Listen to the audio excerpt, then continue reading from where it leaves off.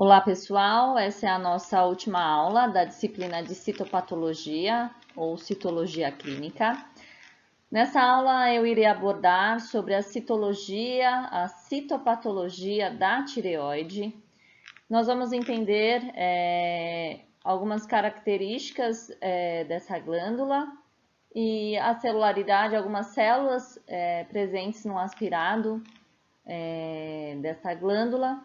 E a importância, atualmente, de se realizar a PAF para distinguir quem é o paciente que está apto a fazer a cirurgia ou não.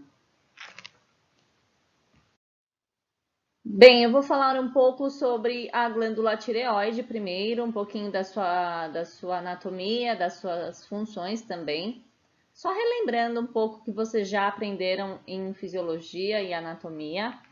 Essa glândula é uma glândula importantíssima para o metabolismo corpóreo. É uma glândula grande até, pesa de 15 a 20 gramas. Ela fica abaixo da laringe, ocupando as regiões laterais e anterior da traqueia. Ela tem dois lóbulos, o lóbulo direito e o lobo esquerdo. Eu vou tentar mostrar para vocês. Aqui nós temos o lobo direito. Aqui é o lobo esquerdo. Esses dois lobos, eles são divididos por uma estrutura chamada istmo. E é aqui nessas regiões desses lobos, tanto direito quanto esquerdo, quanto no istmo, que nós vamos encontrar as alterações visíveis na maioria dos ultrassons realizados para a punção aspirativa por agulha fina, para a gente identificar essas alterações presentes nesta glândula. A glândula tireoide tem como principal função a produção e armazenamento dos hormônios tireoidianos. Ambos hormônios aumentam intensamente o metabolismo do organismo, e isso é de suma importância para o bom desempenho, para a homeostase corpórea. Em relação à secreção desses hormônios, primeiro a gente tem que lembrar que nós estamos falando do eixo hipotálamo, hipófise, tireoide. Então tudo se inicia lá no cérebro. Eu preciso de estímulo vindo dessas glândulas, vindo do hipotálamo, vindo da hipófise, para que esses hormônios da tireoide sejam produzidos. Então, como que isso acontece? Lá no hipotálamo, a tireotropina estimula a hipófise anterior à liberação do hormônio tiroestimulante, que é o TSH. E o TSH, por sua vez, liberado pela hipófise anterior, vai estimular a glândula tireoide na produção dos hormônios da tireoide. Então, quem são esses hormônios que são secretados pela tireoide, que são tão importantes para o nosso metabolismo? Esses hormônios são dois hormônios muito importantes, que são denominados de tiroxina e triiodotironina. A tiroxina é mais conhecida como T4 e o triiodotironina conhecido como T3. Então, são eles que vão aumentar a velocidade das reações químicas, que a gente chama de metabolismo. E, além desses dois hormônios muito importantes, nós temos também, essa glândula também tem sua função de liberação da calcitonina. E é a calcitonina que é um hormônio importante no metabolismo do cálcio. Essa imagem é um corte que foi feito da tireoide, é um desenho de um corte, uma secção da glândula tireoide. E aí vocês percebem que nessa glândula tem várias bolinhas, várias esferas. Na verdade, isso a gente chama de folículos. Esses folículos são fechados. Deixa eu tentar mostrar aqui para vocês. Então, nós temos aqui um folículo, o outro folículo, mais outro folículo. Então, esses folículos são fechadinhos. Eles são constituídos dessas células, chamadas células foliculares. Né? Tem essa estrutura, esse aspecto cuboide, né? Então, células foliculares. E dentro deste folículo, a gente tem uma substância chamada coloide. Por isso que tem o nome de coloide.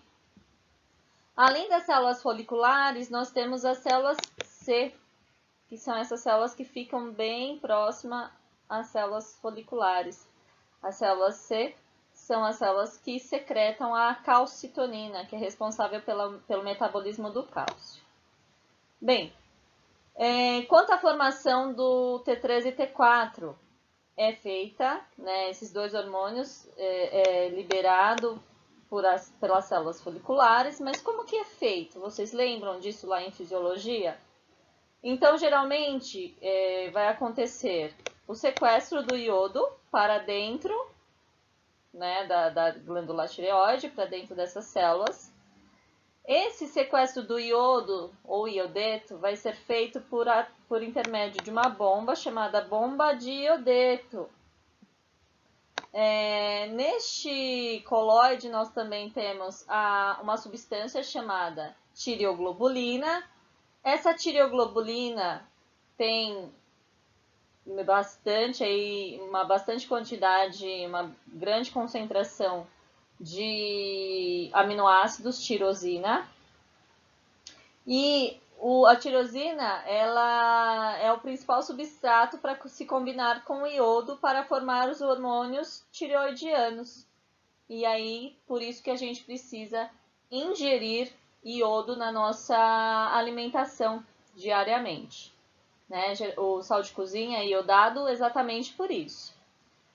Lembrando da importância do TSH, isso só vai acontecer, esse sequestro do iodo através da bomba de iodeto, pelo estímulo do TSH. E aí se inicia então a produção dos hormônios T3 e T4. Neste slide eu apresento algumas das ações fisiológicas dos hormônios T3 e T4. Pessoal, são muitas ações que esses hormônios fazem no nosso organismo. Só para vocês terem noção, eles ativam receptores nucleares. Então, eles estão envolvidos com transcrição. Eles são extremamente importantes. Então, eu coloquei aqui, por exemplo, ativam receptores nucleares que estão localizados no DNA, estimula a transcrição de DNA em RNA, em seguida a tradução de RNA para proteínas em tecidos específicos.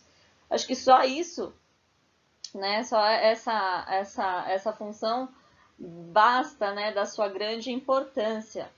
Agora vocês imaginem tirar essa glândula sem qualquer, né, alteração de fato. Então, a citologia ela vem com grande importância nessa área, porque nós estamos falando de uma glândula extremamente importante para nós, para nossas funções orgânicas. Então, é isso que eu quero mostrar nessa aula para vocês, da importância principalmente de uma PAF na glândula tireoide, evitando cirurgias desnecessárias. Né? E realmente colocando as pessoas com neoplasias malignas para serem, né, as escolhidas aí para retirada realmente da glândula. Nessa aula eu não vou mostrar tantas imagens, porque eu não consegui muitas imagens, tudo, mas eu quero que vocês saibam da importância dessa glândula, da importância da PAF e alguns carcinomas que podem surgir nessa glândula. Aqui é um corte histológico, ou seja, um corte de tecido corado com hematoxilina e eosina da glândula tireoide.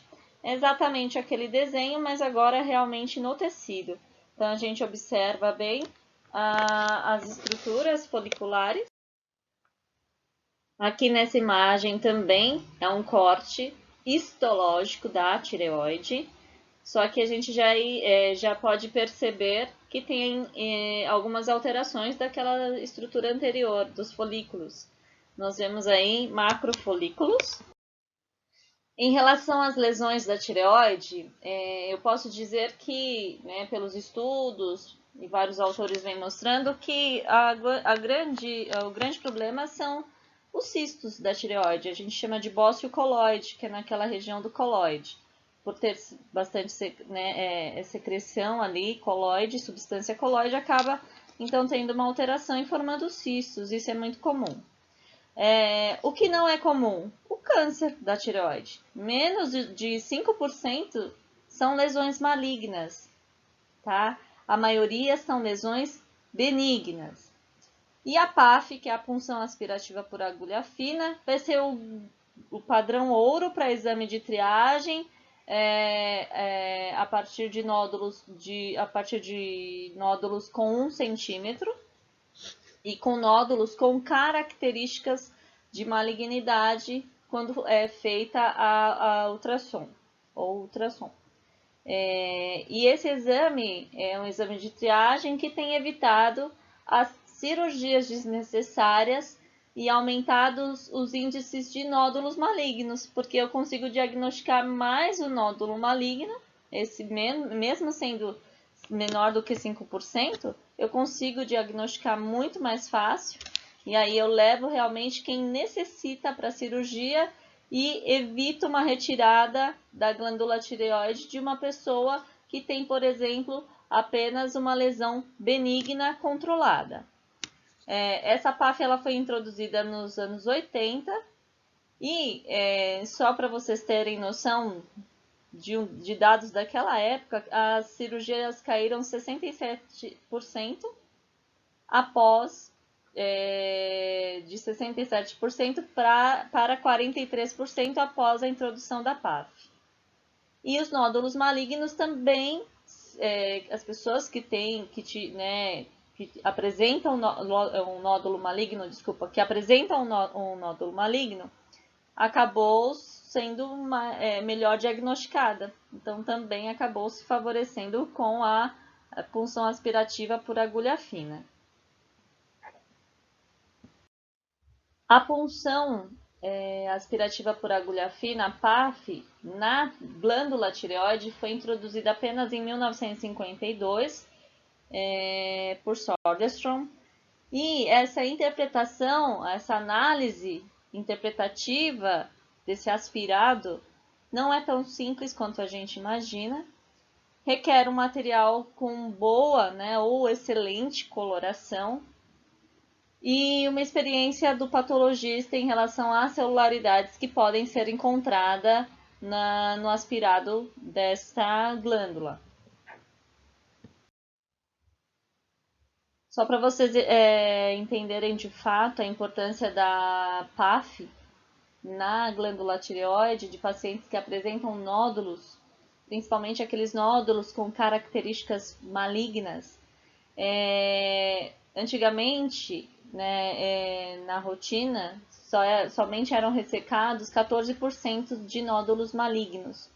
Hoje, atualmente, são ressecados 50% ou até mais desses nódulos malignos. Olha como esse exame simples vai estar favorecendo para os pacientes e para o bom andamento e um bom prognóstico da doença em diversas pessoas.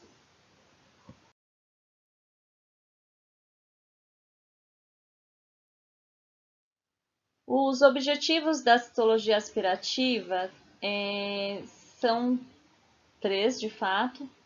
E primeiro é a distinção das tumorações entre a malignidade e a benignidade. Isso a gente já está vendo aí ao longo de todas as aulas. Então, a gente precisa identificar características benignas e características malignas para a gente dar realmente o andamento aí para o médico quando ele pegar o laudo citológico.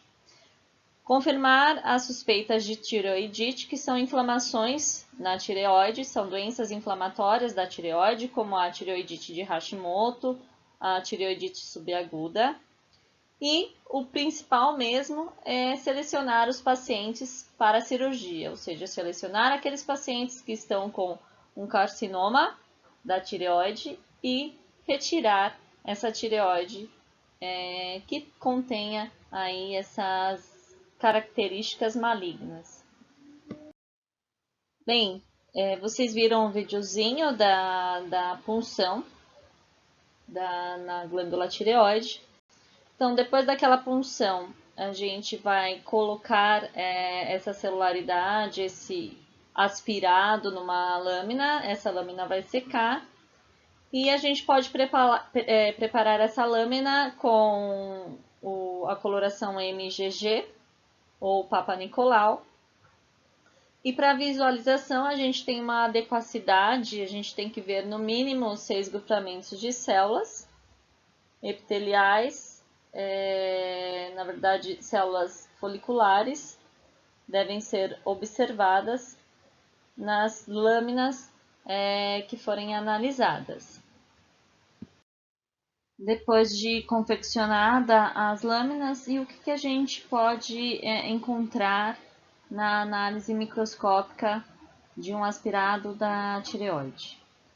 Bem, numa lâmina normal, a gente vai encontrar as células foliculares, que são células que revestem os folículos, que eu mostrei para vocês anteriormente. Elas têm um formato cuboide, com núcleo bem redondo ou algumas vezes oval. A cromatina nuclear ela é finamente granular, há uma moderada hipercromasia. Isso tudo eu estou falando do aspecto normal, tá, pessoal? Então, não é nenhuma alteração patológica, isso é tudo normal, num aspirado normal da tireoide. Os nucleolos nós não vamos encontrar raramente, tá? Se encontrarmos proeminentes em múltiplos, isso já vai sugerir malignidade. Então, nucleolos não tem presentes ali em células foliculares num aspirado benigno, onde não tem alteração maligna. O citoplasma ele é bem escasso, ele é pálido e bem delicado, então a gente vai ver mais mesmo o núcleo. As células oncocíticas, a gente também tem um termo denominado células de Hürtel. São células grandes, foliculares. Essas células foliculares têm a presença de mitocôndrias, é uma variante da célula folicular, tá? Tem um citoplasma eosinofílico, um núcleo grande, redondo, muitas vezes hipercromáticos e múltiplos também. Essa célula a gente já consegue ver mais os nucleolos proeminentes, mas não quer dizer que são malignas, ela é a variante, são as células de Hürtel. E nós também vamos, dependendo da coloração que a gente usar, tá? Não são na MGG a gente não consegue ver, mas em algumas colorações a gente até consegue ver as células C, que são as células responsáveis pela liberação de calcitonina. E ela tem, no seu citoplasma grânulos secretores, então a gente vai ver uma granulosidade nesse citoplasma. E geralmente essas células estão envolvidas, quando elas têm uma alteração nelas, com o carcinoma medular, que é um tipo de câncer da tireoide, que eu vou falar mais à frente para vocês. Então, aqui é uma imagem das células foliculares da tireoide, corada com MGG. Então, a gente vê aqui o núcleo das células corado, bem coradinho. Elas são bem redondinhos, esses núcleos. E a gente vê assim a delicadeza mesmo, a palidez dos citoplasmas dessas células. Então, a gente vê bem as características que eu falei anteriormente para vocês. As células de Hürtel, ou oncócitos, ou células oxifílicas, também têm essa denominação, mas eu falo mais células de Hürtel. são as células variantes das células foliculares. Elas têm essa estrutura poligonal, vou tentar mostrar para vocês. Outros tipos celulares também muito encontrados em aspirados benignos são células inflamatórias. Então, nós temos aí muitas doenças da tireoide que são doenças inflamatórias, como a tireoidite de Hashimoto. A gente vai encontrar linfócitos, que são os principais tipos representativos de inflamação crônica.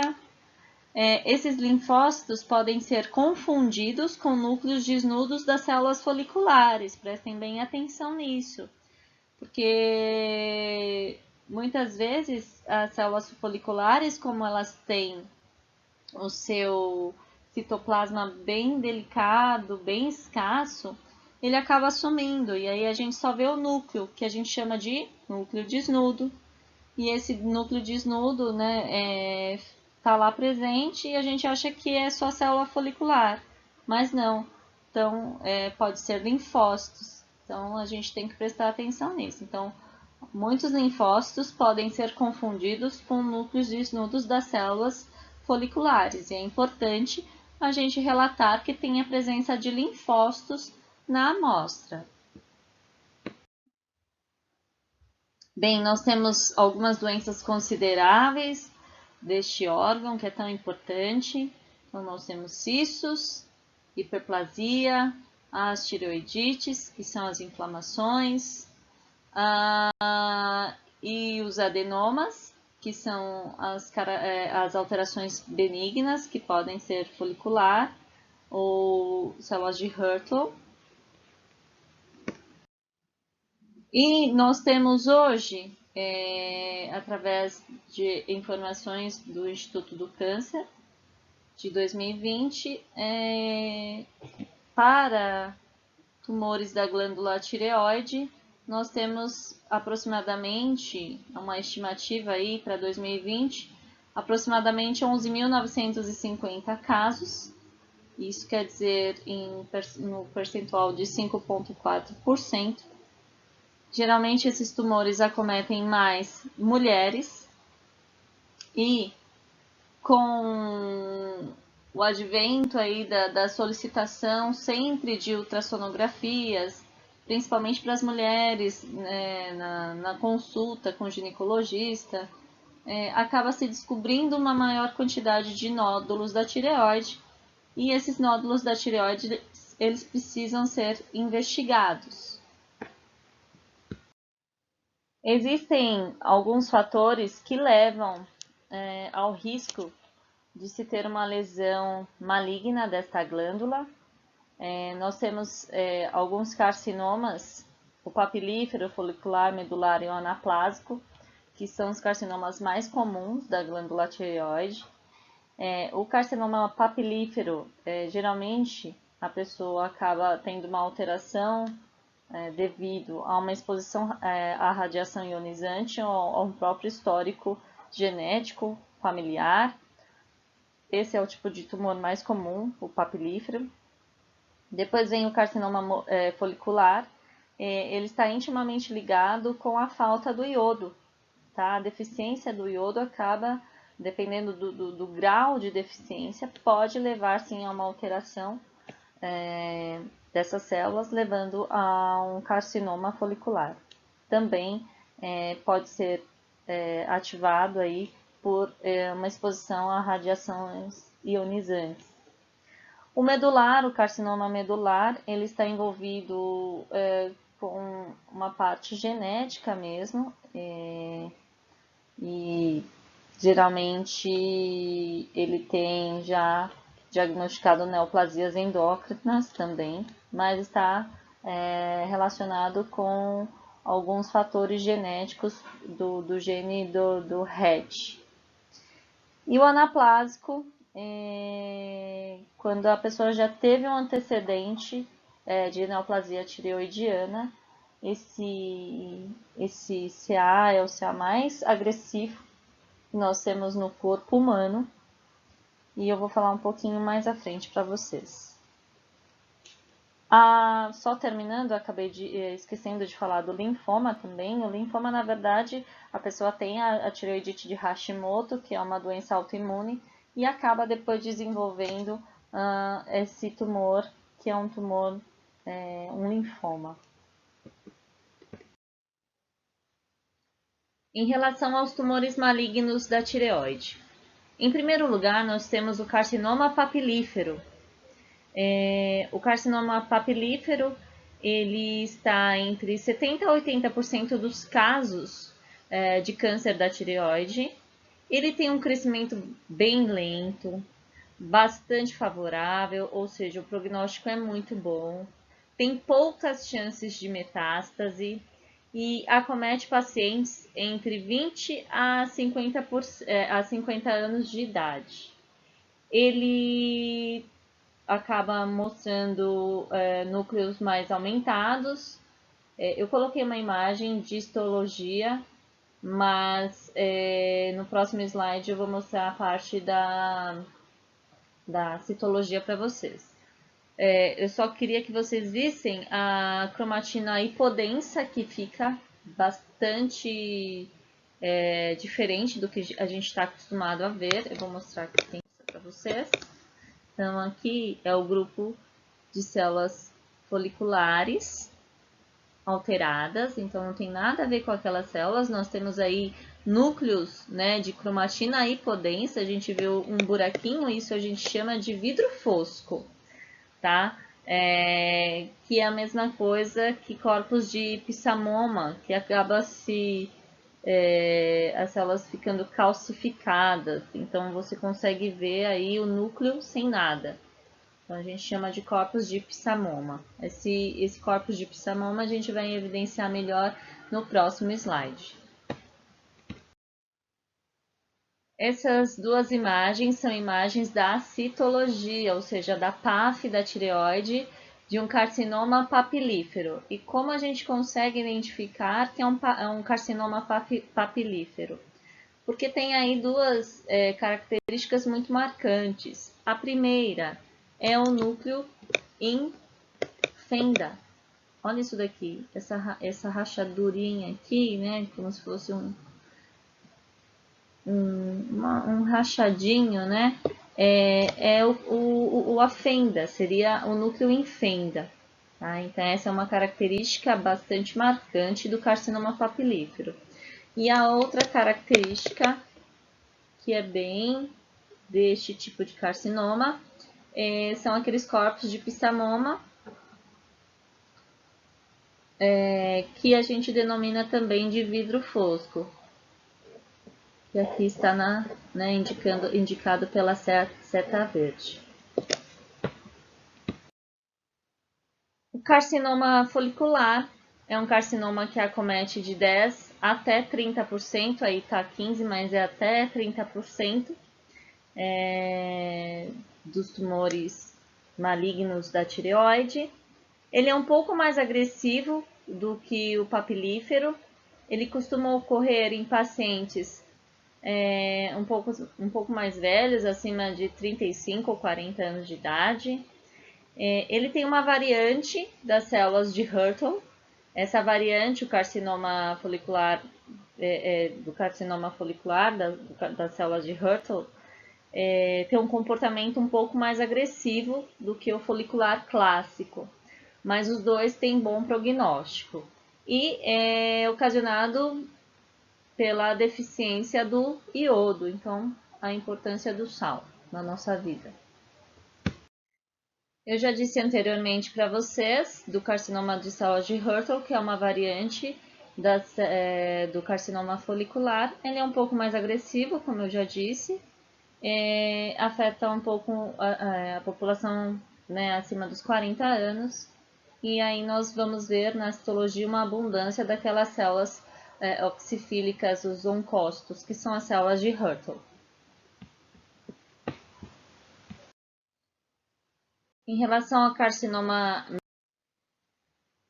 e assim como na citologia cérvico-vaginal, a citologia, né, a citopatologia da tireoide, nós também temos o sistema Bethesda para relato das alterações citopatológicas. E o sistema Bethesda para laudos citopatológicos da tireoide tem as categorias diagnósticas recomendadas. Então, essas categorias são divididas em classes. Então, essas classes têm a A1 até a classe 6, onde a classe 1 mostra a classe de amostra insatisfatória, como, por exemplo, o médico fez a punção e essa punção vem hemorrágica, e quando essa punção vem hemorrágica, a gente não consegue observar microscopicamente nenhuma alteração. Então, essa amostra é insatisfatória. Ou quando o grupo vem menor do que 6 células. Então, grupos menores de 6, a gente também coloca como classe 1. A classe 2 é para nódulos benignos, como cistos, né, boscoloide, ou nódulos benignos foliculares. A classe 3 para atipia de significado indeterminado, lesão folicular de significado indeterminado. E a classe 4 para as neoplasias foliculares ou suspeitos de neoplasia folicular. A classe 5 já é uma lesão mais semelhante à malignidade, aquelas características, aqueles critérios de malignidade. E a classe 6 realmente é para características que realmente não tem como falar que não é um nódulo maligno. Então, a classe 6 é para malignidade. Esse sistema Bethesda é muito parecido com o sistema Bethesda, né, que é a junção de vários citopatologistas que conseguiram definir essas lesões em categorias. E aí fica muito mais fácil a comunicação entre os laboratórios e entre os citopatologistas e os médicos, para muitas vezes ter um prognóstico e uma terapia mais adequada para o paciente. Então, quais são as vantagens do sistema Bethesda? Eu coloquei aqui. Então, facilitar a efetiva comunicação entre citopatologistas, endocrinologistas, cirurgiões e radiologistas. Facilitar a correlação citohistológica das doenças tireoidianas. Lembrando, todo laudo citológico, se for um carcinoma, vai ter que fazer a cirurgia, vai ter o laudo histológico, e geralmente esse laudo citológico e o histológico, eles têm que ter o mesmo resultado. Então, né, essas vantagens aí de nomenclatura acaba facilitando a correlação cito e histo. Facilitar a pesquisa dentro da epidemiologia, biologia molecular, patologia, diagnóstico das doenças tireoidianas, particularmente as neoplasias, e permitir o compartilhamento seguro e fácil dos achados dos diferentes laboratórios para estudos colaborativos nacionais e internacionais. Então, eu coloquei aqui o manejo clínico após essa PAF, essa análise desse material, né, a análise citológica desse material. Então, uma amostra que tem como classe 1, o indivíduo vai precisar repetir a PAF, né, com auxílio do ultrassom. Benigno é um segmento comum, normal, clínico, então a cada 6 meses ou anualmente vai ser feita uma nova ultrassom e, se houver a necessidade, uma nova PAF. Da classe 3, das atipias de significado indeterminado, vai repetir a PAF para ver se é benigno ou se tem suspeita de malignidade ou é maligno de fato. Na classe 4, provavelmente o indivíduo vai fazer a lobectomia, ou seja, vai retirar o lobo onde se encontra o nódulo. Suspeito de malignidade, que é a classe 5 do sistema Bethesda para a tireoide, provavelmente o indivíduo vai ser submetido à tiroidectomia ou à lobectomia, mas provavelmente à tiroidectomia, e o maligno de fato, o indivíduo tem como segmento a tiroidectomia. Tiroidectomia é a retirada da glândula total da tireoide.